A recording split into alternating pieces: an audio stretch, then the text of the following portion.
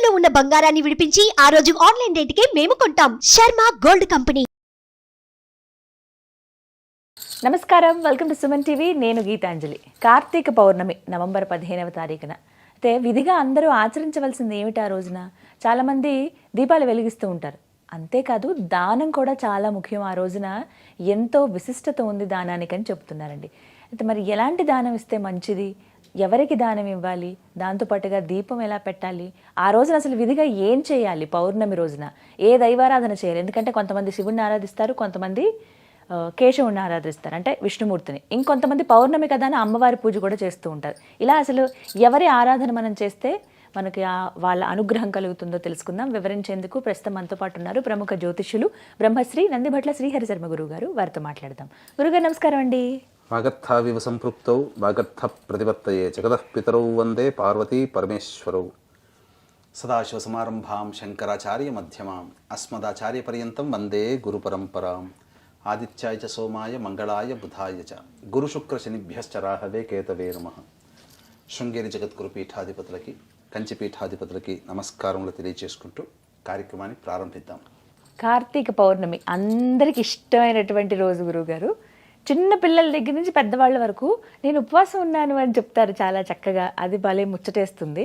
ఆ రోజు దీపాలు వెలిగించడం ఇక్కడి వరకు ఓకే, కానీ మీరు ఒక సందర్భంలో అన్నారు ఆ రోజు దానం ఇవ్వటం చాలా ముఖ్యము, మంచిది కూడా అని.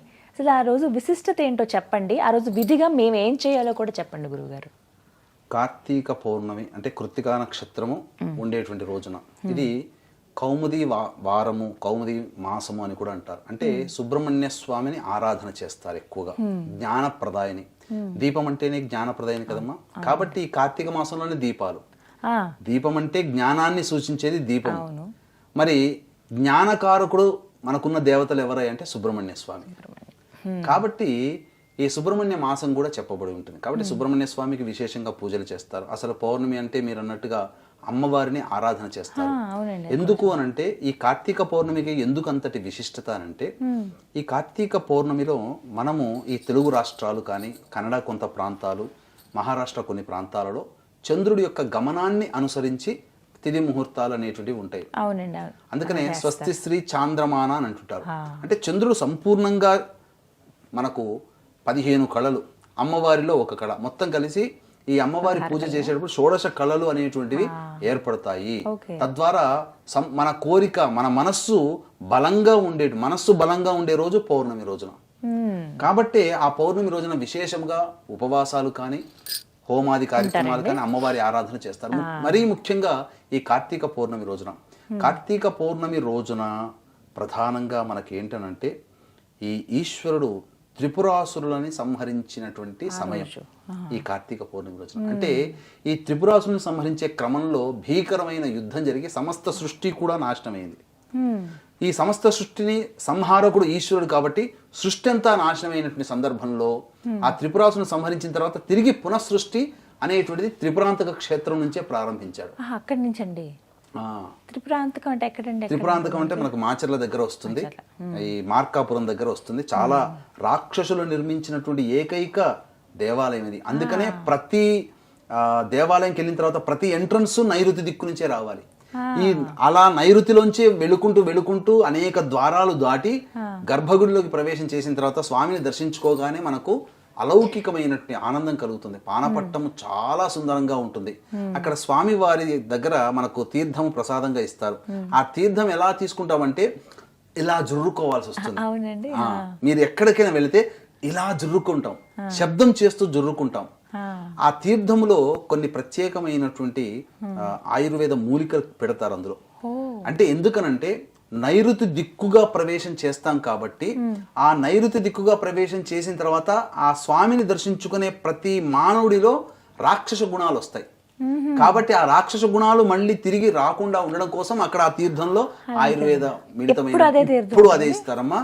మనకు తెలియకుండానే మనం నాకుతాం. అంటే ఆ తీర్థం ఇలా తీసుకుంటాం, కానీ అక్కడికి వెళ్ళిన తర్వాత మనకు తెలియకుండానే రాక్షస ప్రవృత్తి ఎట్లా నాకుతారు రాక్షసులు, మనకు తెలియకుండానే మనం నాకేస్తాం. అంటే ఆ రాక్షస ప్రవృత్తికి సూచన అది. అందుకనే ఇంతటి పరమ పవిత్రం అక్కడ బాలా త్రిపుర సుందరి అమ్మవారు సాక్షాత్తు వెలిసినటువంటి అమ్మవారు, త్రిపురాంతక అమ్మవారు. అందుకనే ఈ కార్తీక పౌర్ణమి రోజున మన పీఠం ఆధ్వర్యంలో జాతకరీత్యా ఉన్నటువంటి విద్య, వివాహ, ఉద్యోగ, దాంపత్య, సంతాన, అనారోగ్య సమస్యల నివారణకి, శనిదోష పరిహారానికి సర్వదోష నివారణ హోమాలు అనేటువంటి పర్ హెడ్ 1500 రూపాయలకి చేయించడం జరుగుతుంది. అవకాశం ఉన్న వాళ్ళు కార్యక్రమ తదనంతరం కాంటాక్ట్ చేసి పూర్తి వివరాలు తెలుసుకోవచ్చు. ఇక ఈ కార్తీక పౌర్ణమి రోజున ఈ సంబంధించినటువంటి విధి విధానం ఎలా ఆచరించాలి అనేటువంటి విషయానికి వస్తే, చక్కగా బ్రహ్మ ముహూర్తంలో నిద్ర లేచి, అనగా 3 గంటలకల్లా నిద్ర లేచి కాలకృత్యాదులు తీర్చుకొని మొట్టమొదటిగా ఆ ఈశ్వరుని చిత్రపటానికి కానీ లేదా శివలింగం ఉంటే శివలింగం అక్కడ అష్టదళ పద్మం అనేటువంటిది పెట్టి అక్కడ మధ్యలో పుష్పములు, పసుపు, కుంకుమ, గంధం పెట్టిన తర్వాత వాటి మీద తమలపాకులు 3 తమలపాకులు పెట్టి దాని మీద శివలింగం పెట్టాలి. పెట్టిన తర్వాత అప్పుడు ఆ శివునికి అభిషేకం చేసుకోవాలి, శివాయ నమః అనుకుంటూ. అభిషేకం చేసిన తర్వాత దీపారాధనలో ఆవు నేతితో దీపారాధన చేయాలి. తదనంతరం ఈశ్వరునికి అర్చన చేయాలి. ఈ అర్చన అనేటువంటిది విధి విధానాలుగా చక్కగా చేసుకోవచ్చు. అనేక పుష్పాలతో చేసుకోవచ్చు, అభిషేకం అనేక పళ్ళ రసాలతో చేసుకోవచ్చు. మనము బంగారము గనక హిరణ్యోదకం ఇంకా బంగారు దాన్ని వేసి కూడా చేసుకోవచ్చు. కానీ ఈ బంగారాన్ని మనం వాడుతున్నప్పుడు నగ కానీ ఉంగరం కానీ పెట్టేటప్పుడు దాన్ని చక్కగా శుభ్రంగా కడిగి ఆవు పాలతో శుద్ధి చేస్తే ఆ సమయానికి అభిషేకం చేసుకోవడానికి బంగారం ఉపయోగం అవుతుంది. ఆ శుద్ధి చేసినటువంటి ఉంగరాన్ని నీటిలో వేస్తే అది బంగారు నీరు అవుతుంది. ఆ నీటితో శివునికి అభిషేకం చేయొచ్చు, పళ్ళ రసాలతో అభిషేకం చేయొచ్చు. ఇక ముఖ్యంగా చెప్పాలి అని అంటే గరికలు వేసి గరికోదకము ఇలా ఈ విధంగా చేసుకోవచ్చు. ముఖ్యంగా ఎవరైతే వివాహం కాకుండా అమ్మాయిలు అబ్బాయిలు ఇబ్బంది పడుతున్నారో అప్పుడు ఈ మనకు నవబోధ్ అని కొన్ని ప్రాంతాల్లో మిశ్రి అని, అలాగే పటిక బెల్లం అని అంటుంటారు. అనగా చక్కెర రాకముందున్న పరిస్థితి, దాన్ని బాగా నల్లగొట్టి పిండి చేసి ఆ కొద్ది పిండిని నీటిలో వేసి ఆ నీటితో ఈశ్వరునికి అభిషేకం చేసి గన్నేరు పుష్పాలతో కనుక అర్చన చేస్తే అతి శీఘ్రంగా వివాహం జరుగుతుంది. వాళ్ళకి వివాహ సమస్యలు, దాంపత్య సమస్యలు తొలగిపోతాయి. చక్కటి సంతానం కావాలి అనుకునే వాళ్ళు ఈ యొక్క గరిక పోచల్ని నీటిలో వేసి ఆ నీటితో శివునికి అభిషేకం చేసి 8 రకాల పుష్పాలతో ఈశ్వరునికి అర్చన చేయాలి. ఇక అనారోగ్య సమస్యలతో బాధపడేటువంటి వాళ్ళు పంచామృతాలతో అభిషేకం జరిపించి అప్పుడు నైవేద్యముగా గుమ్మడి కాయని బలి గనక ఇస్తే, ఏ వ్యక్తి పేరు మీద అభిషేకం చేస్తామో ఆ కార్తీక పౌర్ణమి రోజున కానీ అతనికి అనారోగ్య సమస్యలు తొలగిపోతాయి. చాలా విశేషం. ఉద్యోగం రాక, పదవి రాక, ఉద్యోగంలో సమస్యలు ఎదుర్కొనేటువంటి వాళ్ళు చెరుకు రసం ఉంటుంది కదమ్మా, ఆ చెరుకు రసాన్ని ఈశ్వరునికి ముందు రోజు తెచ్చి పెట్టుకోవచ్చు ఫ్రిడ్జ్ లో. తర్వాత తెల్లవారి ఈశ్వరునికి ఆ కార్తీక పౌర్ణమి రోజున ఈశ్వరునికి చెరుకు రసంతో అభిషేకం చేసి పొంగలి నైవేద్యంగా పెట్టినట్లయితే ఖచ్చితంగా ఉద్యోగం లభిస్తుంది. అయితే ఇవి ఇంట్లోనే చేసుకోవచ్చు, తప్పేమీ లేదమ్మా. ఒకవేళ చెరుకు రసం దొరకకపోతే బెల్లం ఉంటుంది కదమ్మా, ఆ బెల్లాన్ని చిత్తకొట్టి నీటిలో కలిపితే బెల్లం నీరు, ఆ బెల్లం నీటితో శివుడికి అభిషేకం చేయొచ్చు. అలాగే విద్య కావాలనుకునేటువంటి వాళ్ళు ఆవు నేతితో అభిషేకం చేయాలి. ఇక ముఖ్యంగా ఈ కార్తీక పౌర్ణమి రోజున సమస్తమైనటువంటి ఇంట్లో బాధలు తొలగిపోవాలి. మనకు ఏంటనంటే ఈ ప్రయోగ బాధలు అంటారు కదమ్మా, ఈ ప్రయోగ బాధలు తొలగిపోవాలంటే అన్నము తేనె కలిపి శివలింగాకారముగా చేసి ఆ శివుడికి అభిషేకం చేసి ఆ తర్వాత దాన్ని నదిలో గనక కలిపేస్తే ఇక ప్రయోగ బాధలన్నీ, ఇంట్లో ఉన్న నరదృష్టి బాధలన్నీ కూడా తొలగిపోతాయి. ఎంత పరిమాణంలో చేస్తారు? ఇంత చిన్న పరిమాణంలో చేసుకోవచ్చు. అన్నము తేనెతో కలిపినటువంటి శివలింగాన్ని తయారు చేసి గనక చేసినటువంటి మానవుడికి అసలు ప్రయోగ బాధలు తొలగిపోతాయి. ఈ విధంగా చేయొచ్చు.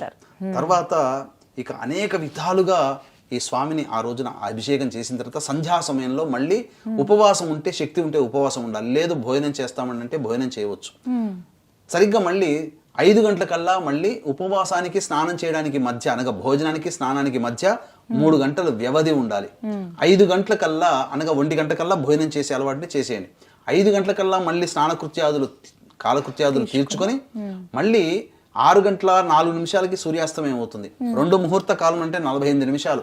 కాబట్టి 6 గంటల 4 నుంచి 48 నిమిషాలు అంటే 6 గంటల 52 నిమిషాల మధ్య కాలంలో శివాలయానికి చేరుకొని ఆ శివాలయంలో అర్చన జరిపించుకొని అక్కడ దీప ఆరాధన చేయాలి. చాలా మందికి ప్రేక్షకులకి తెలిసేటువంటిది ఏంటంటే 365 ఒత్తులను వెలిగిస్తారు. కానీ వాస్తవానికి 365 కాదమ్మా, 720 ఒత్తుల దీపారాధన చేయాలి. 700. ఎందుకనంటే మనకు ఇంగ్లీష్ నెలల ప్రకారం 365 రోజులు, కానీ మన మాసాలు గనుక లెక్క వేసుకుంటే ప్రతి మాసానికి 30 రోజులు, 12 మాసాలు 360. అయితే 360 ఒత్తుల్ని పెడితే ఒక దీపముతో ఒత్తితో దీపారాధన చేసిన పాపము దక్కుతుంది మనకు. ఒక ఒత్తితో ఎప్పుడు దేవ పూజలు చేయకూడదు, కనీసం 2 ఒత్తులన్నా పెట్టాలి. అందుకనే 360 ప్లస్ 360 అయితే 720 ఒత్తులని మీ గృహంలో దీపారాధన చేయొచ్చు, శివాలయంలో దీపారాధన చేయొచ్చు. మూడవసారిగా విష్ణు దేవాలయంలో దీపారాధన చేయాలి. ఇక్కడ చాలా మందికి వచ్చేటువంటి సందేహం ఏంటంటే కుటుంబ సభ్యులకి అందరికీ కలిపి ఒకటి చేస్తే సరిపోతుందనంటే ఎవరికి వ్యక్తిగతంగా వాళ్ళమ్మ. కాబట్టి కుటుంబ సభ్యులను 3 ఉన్నారనుకోండి, 3 పేరు మీద 720 తలా 720 ఒత్తుల్ని దీపారాధన చేయొచ్చు. ఈ విధంగా చేసినట్లయితే తప్పకుండా ఆ దీపారాధన ఫలితం దక్కుతుంది. ఖచ్చితంగా దీపారాధన చేయాలి. ఇక తరువాత ఈ వీక్షించేటువంటి ప్రేక్షకుల్లో అందరూ కూడా దీపారాధన చేస్తారు కదా దేవాలయంలో. ఆ దీపారాధన చేసేటప్పుడు ఒక శ్లోకం ఉంటుంది. ఆ శ్లోకాన్ని చదువుతూ దీపారాధన చేస్తే అనంతమైనటువంటి పుణ్య ఫలితం.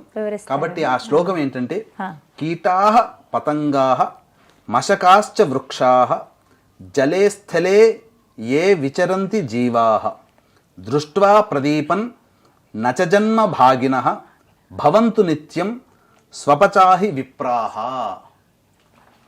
ఈ యొక్క శ్లోకాన్ని మంత్రాన్ని చదువుకోవాలి. దీని అర్థం ఏంటంటే ఈ దీపాన్ని వెలిగించే సందర్భంలో క్రిమికీటకాదులు చూస్తాయి, జలచరంలో ఉన్నటువంటి ప్రాణులు చూస్తారు, జీవించి ఉన్నటువంటి జంతువులు, మానవులు అందరూ, సకల జీవకోటిలో ఉన్నటువంటి ప్రాణం ఉన్న సకల వృక్షములతో సహా, వృక్షములు కూడా ప్రాణమే కదమ్మా, ఇవి కూడా చూస్తాయి.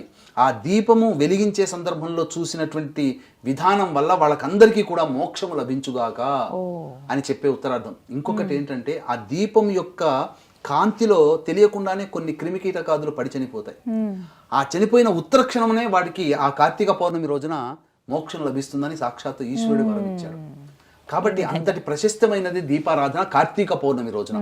కాబట్టి 720 360 కాదండి, 720 ఒత్తులు మీ పేరు మీద, మీ వారి పేరు మీద, మీ పిల్లల పేరు మీద ఒక్కొక్కరికి ఒక్కొక్క విధంగా 720 ఒత్తుల్ని దీపారాధన చేస్తే శ్రేష్టము. లేదు అంత శక్తి లేదండి, ఎవరిని బలవంతం చేయడం అమ్మ మన ధర్మంలో, అందరి పేరు మీద నేను దీపారాధన చేస్తున్నా, ఆ ఫలితం ఆ కుటుంబ సభ్యులు అందరికీ రావాలని చెప్పి ఆ మహిళ అయినా పురుషుడైనా మొక్కుకొని దేవాలయంలో దీపారాధన చేయవచ్చు. ఈ విధంగా దీపారాధన చేసిన తర్వాత 7 గంటల తర్వాత అక్కడ శివాలయంలో జ్వాలాతోరణం అని ఉంటుంది. ఆ జ్వాలాతోరణం గుండా ముమ్మార్లు వెళ్ళినట్లయితే వాళ్ళకి వచ్చే సంవత్సరం వరకు అపమృత్యు భయ దోషాలు ఉండవు, కార్తీక మాసం వరకు. కాబట్టి ముమ్మార్లు సాక్షాత్తు పార్వతీ అమ్మవారే పరమేశ్వరుని యొక్క మృత్యుంజయత్వం కోసం ఆ విధంగా అమ్మవారు చేసింది. మనం ఆ విధంగా అప్పటి నుంచి ఆచారంలోకి వచ్చింది. ఆ విధంగా మనం కూడా చేసి ఆ విధంగా చేయవచ్చు. వీలుంటే జాగారం చేసి శివనామస్మరణ చేసుకుంటూ కార్తీక పౌర్ణమి. ఇక కార్తీక పౌర్ణమిలో ఒక వెండి పళ్ళెములో కానీ, అంటే రాత్రి 10 గంటల 8 నిమిషాల తర్వాత కృత్తికా నక్షత్రం వచ్చేస్తుంది. ఆ రోజున 15వ తారీఖు రోజున, ఆ రోజున వెండి పళ్ళెము కానీ తీసుకోండి, లేదా వెండి గ్లాస్ అయినా తీసుకోండి. ఇవి లేకపోతే మామూలు గ్లాస్ అయినా పర్వాలేదు, ఏది కంచు అయినా పర్వాలేదు. తీసుకొని గోరువెచ్చటి పాలన్నీ ఆ పళ్ళెంలో కానీ గ్లాసులో కానీ వేసి 11 గంటల 42 నిమిషాల నుంచి 12 గంటల 30 నిమిషాల మధ్యకాలంలో ఆ యొక్క గ్లాసులో కానీ వెండి పళ్ళెంలో కానీ ఉన్నటువంటి ఆ చంద్రబింబాన్ని చూస్తూ ఓం సోమాయ నమః, ఓం సోమాయ నమః, ఓం సోమాయ నమః అనుకుంటూ ఆ యొక్క నామాన్ని జపం చేసుకుంటూ ఆ చంద్రబింబాన్ని ఆ పళ్ళెంలో గ్లాసులో గనక చూస్తున్నట్లయితే ఆ కిరణములు, అమృత కిరణములు కార్తీక పౌర్ణమి రోజున భూమిలోకి తాకుతాయి. ఆ అమృత కిరణాలని ఈ వెండి ఆకర్షిస్తుంది. ఆవు పాలు స్వచ్ఛమైనవి అవి ఆకర్షిస్తాయి. ఆకర్షించినప్పుడు ఆ 12:30 తర్వాత ఆ పాలని ఎవరైతే తీసుకుంటారో అమృతంతో సమానం. శరీరంలో ఉన్నటువంటి మానసిక రోగాలు తొలగిపోతాయి. మనకు తెలియకుండా అంతర్గతంగా అవయవాల్లో ఏవైనా ఇబ్బందులున్నా, లోపాలున్నా అవి కూడా సమసిపోతాయి శివానుగ్రహం వల్ల. ఆ విధంగా చేయండి.